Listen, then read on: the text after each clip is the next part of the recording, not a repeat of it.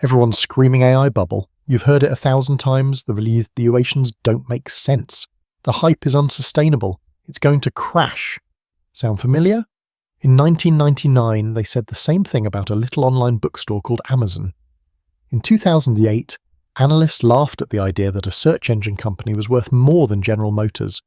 And in 2020, Wall Street mocked anyone foolish enough to believe Tesla could compete with a century of automotive dominance. Those skeptics aren't laughing anymore. Here's what most people miss. The greatest fortunes in history weren't made by those who avoided bubbles. They were made by those who could tell the difference between a financial bubble and a technological revolution. And right now, the loudest voices are pointing at something they call circular financing in the AI industry. Big tech companies buying from each other, investing in startups that turn around and purchase their cloud services. They call it fake growth, a house of cards. But what if they're wrong? What if what critics mock as circular is actually one of the most sophisticated capital allocation strategies ever deployed? Let's break down what's really happening. Here's the thing most people don't realize. This exact pattern has played out before, not once, not twice, but every single time a paradigm-shifting technology enters the market. When Amazon traded at $5 a share, the headlines screamed, overvalued. When Tesla sat at $25, analysts called it a guaranteed bankruptcy. The fear was loud, the doubt was everywhere, and millions of everyday investors listened. They sold, they stayed out, they watched from the sidelines as generational wealth was built without them. Now ask yourself, who was buying during that chaos? Institutions? The same hedge funds and asset managers who publicly warned about risk were quietly accumulating massive positions. They understood something critical, that fear creates opportunity, and the biggest returns come from assets everyone else is too scared to touch. Right now, that same playbook is running again. Retail investors are being flooded with warnings, with doom predictions, with every reason to stay away. And while they hesitate, institutional money is moving, billions of dollars, exposed in SEC filings most people never read. The question isn't whether this opportunity is real. The question is whether you'll recognize it in time. But here's where skeptics say the real sleight of hand begins. Follow the money closely. Microsoft invests $13 billion in OpenAI. Then Microsoft Azure becomes OpenAI's exclusive cloud provider. OpenAI pays that money right back to Microsoft for computing power. The cash never really left the building, it just changed hands on paper. And the pattern repeats everywhere. Amazon pours $4 billion into Anthropic. Google invests $2 billion. These aren't traditional venture bets. Critics call it circular financing. Tech giants funding startups who immediately become their biggest customers. Revenue that looks organic but traces back to the same corporate wallets. Then there's the accounting. AI chips depreciate on 3 to 5 year schedules, but the technology evolves so rapidly that today's cutting-edge hardware becomes obsolete in 18 months. Skeptics argue companies are masking massive write-downs, inflating asset values on balance sheets that don't reflect reality, customers becoming investors, investors becoming customers, depreciation schedules divorced from actual useful life. To the trained eye, these aren't just red flags. They are the exact mechanics we've seen before in Enron, in WeWork, in every speculative mania that ended in tears. The fraud case writes itself, almost too neatly, eh? But here's where it gets interesting. What if we've been reading the evidence completely wrong?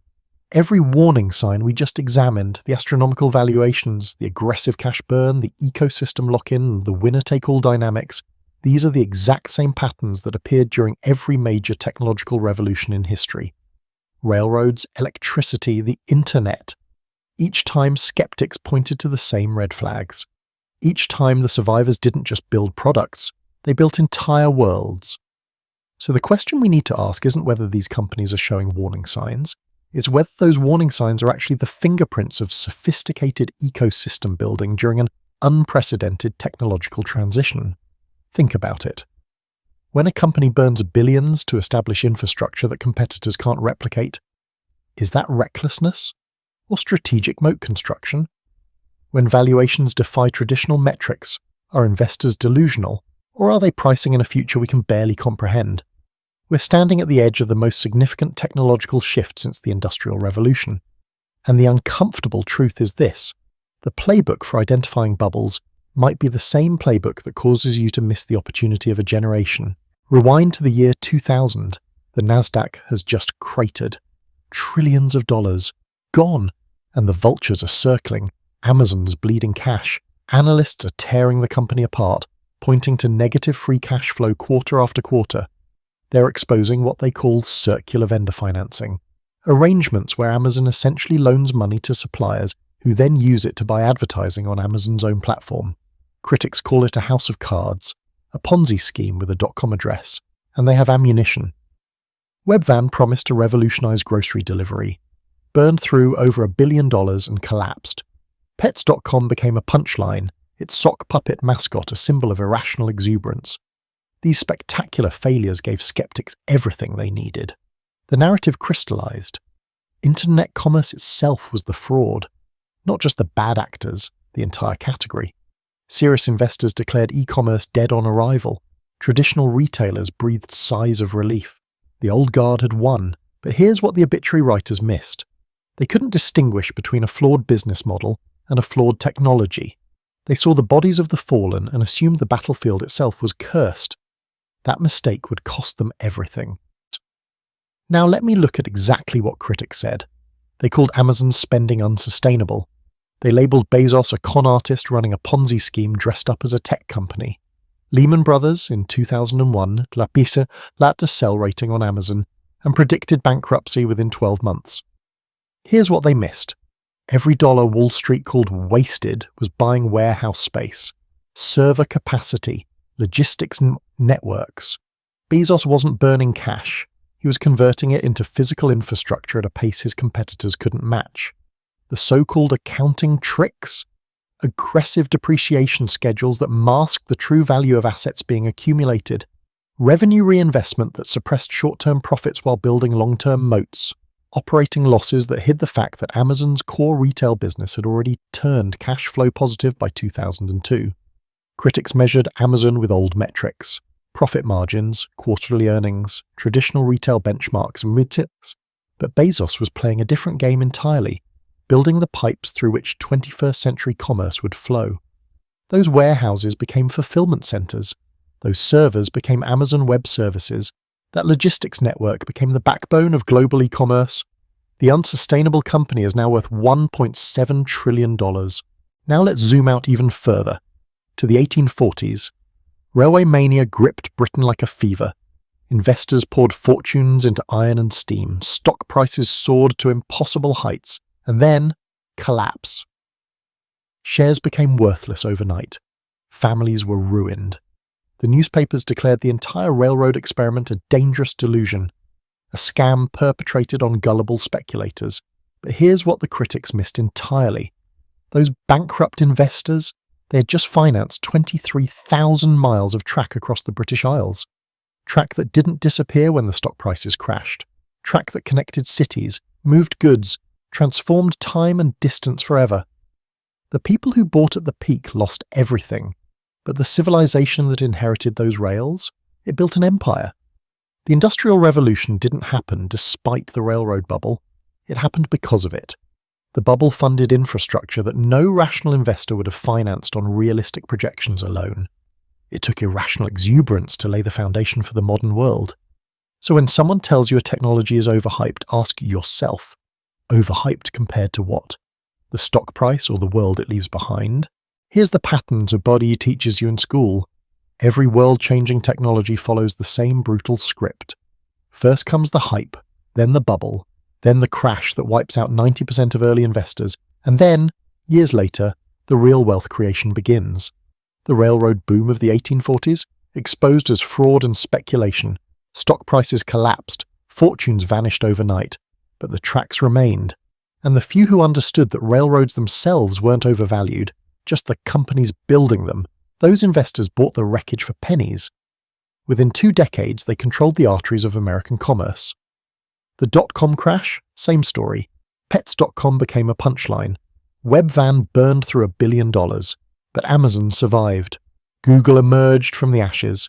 The internet wasn't the illusion, the valuations were. This is the critical distinction most people miss. Bubbles don't disprove the technology. They expose which players were real and which were pretenders. The revolution continues. It just changes hands. And right now, with artificial intelligence, we're watching this exact pattern unfold in real time. The question isn't whether AI will transform everything. The question is, which side of the crash will you be standing on? But here's where the narrative shifts. What critics call circular financing, insiders call something else entirely: ecosystem architecture. And the distinction matters more than you think. Consider what these companies are actually building. Not products, not even platforms. They're constructing the foundational infrastructure for a technology that could reshape every industry on Earth. The capital requirements are staggering. The timelines unprecedented. The interdependencies unavoidable. When Microsoft invests in OpenAI, then becomes its primary cloud customer, that's not financial sleight of hand. It's vertical integration for a technology stack that doesn't exist yet. When Amazon backs Anthropic while providing compute infrastructure, they're not gaming revenue metrics. They're building supply chains for intelligence itself. Traditional valuation models were designed for companies selling widgets to customers. They assume clear boundaries, independent transactions, predictable growth curves. None of those assumptions hold in A. This doesn't mean the skeptics are wrong to ask hard questions. It means we need better questions.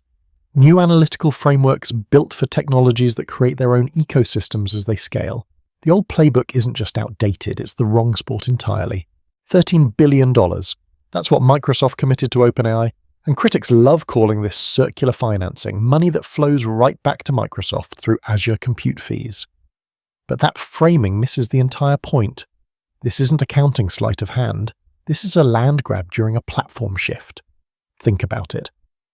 When mobile replaced desktop, Microsoft was caught flat-footed. Windows Mobile became a punchline. Satya Nadella watched that disaster unfold. He's not making the same mistake twice. The compute credits aren't a rebate scheme. They're a lock-in mechanism, and it works both ways. OpenAI gets the infrastructure to train increasingly massive models. Microsoft gets guaranteed demand for Azure capacity they're building out anyway. But here's the strategic genius. Every dollar of compute credit deepens the integration. OpenAI's models become optimized for Azure architecture. Their engineering teams build workflows around Microsoft's stack. Their inference costs assume Microsoft pricing. Walking away becomes technically painful, then operationally expensive, then practically impossible. This is mutually assured dependency. Neither party can defect without catastrophic switching costs. And in a moment where the entire tech landscape is being redrawn, that alignment isn't just valuable, it's existential insurance. Now let me address the Anthropic AWS deal. $4 billion. That's what Amazon committed to Anthropic. And in return, Anthropic agreed to run its AI training and inference on Amazon Web Services. Critics called it circular. Some even whispered money laundering. They're missing the point entirely. Here's what Amazon actually bought. First, they locked in one of the most promising AI companies as a long-term AWS customer. We're talking about massive guaranteed compute consumption for years. Every GPU hour Anthropic burns training the next Claude model, that's AWS revenue. But it goes deeper. Amazon didn't just buy cloud utilization, they bought positioning. Enterprise customers choosing their AI stack now face a simple equation. Anthropic's models run best on AWS. That's not an accident. That's architecture-level integration. And Anthropic? They got runway without diluting to oblivion. They got infrastructure partnerships that would take years to build independently. They got a distribution channel into every Fortune 100 company already running on AWS. This isn't a shell game. It's vertical integration disguised as an investment. Amazon is building the picks and shovels empire for the AI gold rush, and they are paying to guarantee the miners use their equipment. Here's the criticism you'll hear on every finance podcast. NVIDIA's biggest customers are also its biggest investors. Microsoft, Meta, Amazon, Google. They're buying billions in GPUs while holding NVIDIA stock. Critics call it circular. Some even whisper the word fraud. But here's what they're missing. This isn't a scheme, it's a supply chain evolution. When your customer invests in your success, they're not inflating your stock, they're locking in their future. They need NVIDIA to survive. They need NVIDIA to scale. And by owning equity, they ensure Jensen Huang keeps prioritizing their roadmap. Think about it. If Meta spends $40 billion on chips and watches NVIDIA's stock climb, they're not losing money. They're hedging their own infrastructure bet. The GPU expense becomes partially offset by portfolio gains. It's not fraud. it's aligned incentives at industrial scale. This is vertical integration without the paperwork. No acquisitions, no antitrust headaches. Just shared upside creating mutual dependency. And that dependency, it cuts both ways. NVIDIA can't afford to lose these hyperscalers. They represent the demand floor that justifies every fab expansion, every R&D gamble. The critics see collusion. The market sees something else entirely, a fortress. Here's the math that should keep CFOs awake at night. A company builds a $50 billion data center. Standard accounting says depreciate it over 10 years. That means $5 billion hits the books annually as an expense, spread out, manageable. The quarterly reports look clean. But here's what the depreciation schedule assumes, that this infrastructure will actually last 10 years, that the chips inside won't become obsolete, that the next generation of AI won't demand entirely different architecture. Now ask yourself, when has any technology in this space remained cutting edge for a decade? If that data center needs replacing in 2 years instead of 10, you've got a problem. You've only expensed $10 billion. The remaining $40 billion in book value. It's worthless. Write it off. And now you need another $50 billion to build the replacement. That's not a $5 billion annual expense. That's a $25 billion annual reality. 5 times what the accounting suggested. Critics aren't being paranoid when they flag this. They are doing basic math that the depreciation schedules conveniently obscure. The gap between accounting fiction and technological reality, that's where the hidden liabilities live. And right now they're growing. But here's where the narrative gets interesting, and where most analysts are getting it wrong. Yes, these companies are extending depreciation schedules. Yes, that inflates near-term earnings. But calling this accounting fraud misses the fundamental reality of technological transitions. Nobody actually knows how long these assets will remain useful. Think about it. When data centers first emerged, conventional wisdom said servers would be obsolete in 3 years. Many lasted 7. When cloud computing arrived, experts predicted rapid hardware turnover. Instead, virtualization extended equipment life cycles far beyond expectations. We're in that same fog of uncertainty right now. The companies betting on longer useful lives aren't necessarily cooking the books. They're making a calculated wager that infrastructure investments will prove more durable than skeptics assume. And historically, during major tech transitions, the contrarians have often been right. The real question isn't whether depreciation assumptions are aggressive. It's whether the underlying technology will stabilize faster than bears predict. If AI infrastructure follows the pattern of previous computing waves, those extended timelines might look conservative in hindsight. This isn't fraud, it's a bet, and one with legitimate historical precedent on its side. Now here's the truth. Wall Street doesn't advertise. You want to know which cloud provider is actually winning the AI infrastructure race? Forget the press releases, open the balance sheet, start with capex to depreciation ratios. When a company spends $3 on data centers for every dollar they depreciate, don't avoid building aggressively. That's confidence. But when that ratio compresses toward 1-to-1, they're coasting on yesterday's investments. The growth story is slowing down. Next, examine deferred revenue. This is money customers have already committed, but hasn't hit the income statement yet.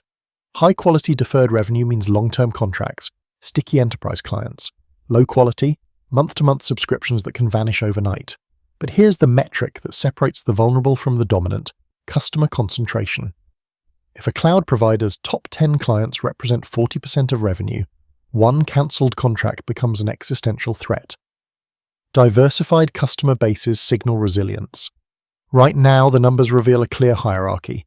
Some providers are genuinely fortified for the AI era. Others are running on reputation while their financials flash warning signs. The balance sheet never lies. It just waits for investors to finally pay attention. Here's the lesson Wall Street learned 150 years ago during the California gold rush. Most miners went broke, but the merchants selling pickaxes and shovels, they got rich every single time. Now apply that logic to AI.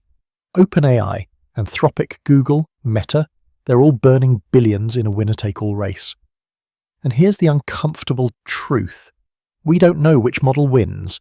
We don't know if any of them survive the next decade in their current form. But we do know this with absolute certainty. Every single one of them needs chips. They need data centers. They need cooling systems, power infrastructure, and networking equipment. They need cloud computing capacity measured in billions of dollars. This is the enabler thesis. Stop trying to pick the AI winner. Instead, invest in the companies that profit no matter who wins. Nvidia doesn't care whether ChatGPT or Claude dominates. They sell GPUs to both. Taiwan Semiconductor manufactures chips for everyone. Data center REITs collect rent from every player in this space. The gold rush is chaotic. The outcome is uncertain. But the demand for shovels? That part is guaranteed, and the smart money already knows it. Here's the prediction that will age either brilliantly or catastrophically. Within 36 months, today's AI skepticism will be indistinguishable from the voices who dismissed cloud computing in 2008. Remember them? The experts who called it just someone else's computer. The analysts who questioned why anyone would trust their data to remote servers. Or consider 2009, when respected commentators asked who would actually want a smartphone. Too expensive, too fragile. A solution looking for a problem. History doesn't repeat, but it rhymes with painful precision. What critics call circular investments, big tech companies buying from each other, funding the same infrastructure, seemingly inflating the same balloon, is actually something far more strategic. They're constructing a vertically integrated AI value chain. Chips feed into cloud platforms. Cloud platforms power foundation models. Foundation models enable applications. Applications generate data, and that data trains the next generation of models. It's not a circle, it's a flywheel. Every major technological revolution looked irrational to outsiders until the moment it became obvious. By then, the positions were already taken, the infrastructure was already built, and the skeptics were left explaining why they missed the most telegraphed transformation in economic history. Let's talk numbers. Real numbers. This emerging value chain isn't speculation anymore. Conservative estimates place it at $500 billion in annual revenue within the next 5 years. Some models push that figure past $700 billion. We're not talking about projections scribbled on napkins, we're talking about enterprise contracts already signed, infrastructure already deployed, revenue already flowing. And here's what matters for you, the investors who bought during the panic, when headlines screamed bubble and analysts rushed to publish their obituaries. Those early believers are now sitting on positions that will return 300 to 500% minimum. This is the math that skeptics refuse to run. They see volatility and assume collapse. They see correction and declare death. But the underlying demand curve doesn't care about sentiment. It cares about adoption, and adoption is accelerating. 2 years from now, the same voices calling this a bubble will be writing lengthy postmortems on their missed opportunity. They'll blame timing. They'll blame information asymmetry. They'll blame everything except the real culprit. Their own inability to separate signal from noise. The numbers don't lie. The question is whether you're paying attention. Here's the playbook. Write this down. First, the balance sheet. You want companies with current ratios above 1.5. You want debt to equity under 0.8. And critically, you want free cash flow that covers at least 3 years of operations without touching a credit line. AI winters can last longer than most companies can survive. Second, the enablers with fortress positions. Look for recurring revenue above 70%. Look for customer switching costs measured in years, not months. And look for gross margins expanding even as competitors enter. These companies don't just survive downturns, they acquire the casualties. Third, spotting institutional accumulation. Watch 13F filings quarterly. When 3 or more top-tier funds initiate positions within 60 days, that's not coincidence, that's coordinated conviction. Track unusual options activity, specifically out of these money calls with 6-month expirations, and monitor dark pool volume.